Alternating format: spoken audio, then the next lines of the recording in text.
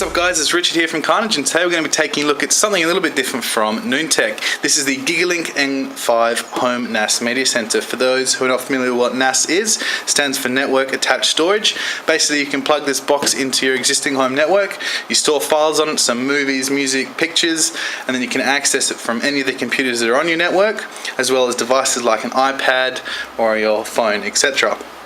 So as you can see down the bottom here, we've actually got some features listed. So it's mobile save, cloud storage, full gigabit Ethernet LAN support, UPnP, it's got support for an iTunes media server as well, FTP support. You can also download BitTorrent straight onto the actual hard drive inside there. Support for Samba, as well as 3 terabytes of hard drive space. On the back here we've also got some information about how the GigaLink N5 can fit into your existing home network. So let's open up the box and take a look at what came inside. So let's start off with the accessories here. We've got our power pack, we've got a USB 2.0 transfer cable. So although this is 2.0, apparently you can also configure the NAS to run USB 3 for increased transfer speeds as well. So this is similar to a printer style cable, so you can plug it into the back of the NAS and then plug it straight into your computer if you wanted to copy files that way. Got a Cat 6 Ethernet cable. I've got a quick installation guide which shows you how to get the hard drive installed, get it all set up via the user interface, custom registration form, and obviously the NAS itself. So let's take a closer look at this. The first thing I noticed when I took the N5 out of the box is that it does have the overall structure and shape of some of their previous media player models. However, they've gone for a completely different color scheme. As you can see, this is white, whereas all their media players are traditionally been black. Down the bottom here we've got a little Noontec logo, and at the front we have a little LED indicator light showing you the current status of the NAS. On this side we've just got a vent which actually has a small fan on the other side, which ensures the components inside get some constant airflow. At the back here we've got our gigabit Ethernet port, USB 2.0 host port, a little factory reset pinhole, power button, as well as our 12 volt power input, and this side is blank. On the bottom we've got a small sticker which gives you the default information you're going to need to log into the user interface, as well as some rubber feet on the bottom here which actually house the screws, which you can take the bottom plate off and install a hard drive. So let's go ahead and do that now. So as you can see, we've got the bottom plate removed and a hard drive put onto it. It actually came with 4 screws inside the box, so you can secure the hard drive, make sure it's not going to go anywhere. Once that's done, you just need to connect it to the SATA data and the SATA power cables, which are actually inside the NAS itself. To give you a quick close-up of what's inside there. So I'll get all that plugged in and then I'll show you the user interface. So as you can see, we're just logged into the UI here. First thing you notice is it's pretty well laid out. You've got the left hand side navigation where you can just go through everything here.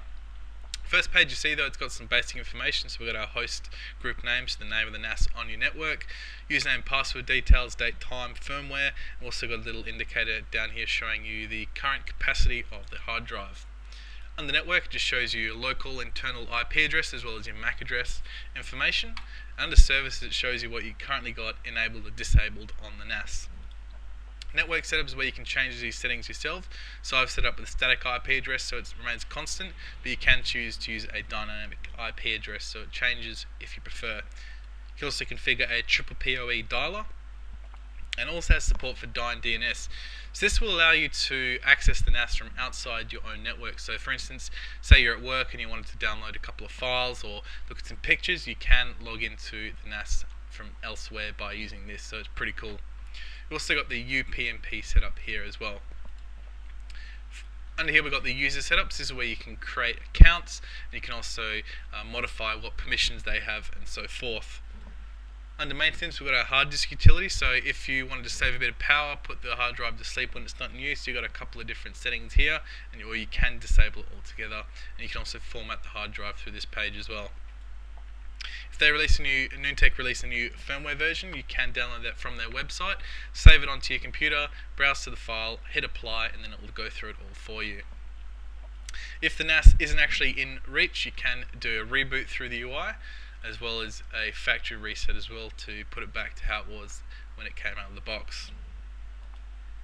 So we've got our application settings, so we've got the Samba settings here, mobile save, so if you wanted to access it through a mobile device, FTP server settings, a BitTorrent download. So same sort of thing as the factory firmware updates. You just need to download the torrent file, save it onto your computer, browse to it, and then you can configure all the settings and what should progress through here as well. And finally, we've got our media server settings here, so for your photo folder, videos, and your iTunes playlists. So I thought I'd give you guys a quick run through one of the coolest features in my opinion while I do a quick wrap up. So I've got my phone here and I'm going to look at a file that's actually stored on the NAS, then I'm going to copy a picture off my phone and store that onto the NAS, then bring it up on the computer. So NAS is actually a pretty cool thing to have in this stage when you've got so many different devices that all connect to the internet. Having a central repository for all your files doesn't mean you have to leave a computer on anymore and just have a shared drive set up on that. The N5 is pretty jam-packed full of features for all levels of users, such as the Dyn DNS for the more advanced people. It's got gigabit Ethernet for fast transfers and even actually looks great as well. So overall, I'm pretty impressed with it, and if you're in the market for a NAS, I would definitely recommend the Noontec GigaLink N5. As usual, I will have a written review, which I will link in the description box just below. Thanks for checking out this video, guys, and if you enjoyed it and want to see more like it, don't forget to subscribe.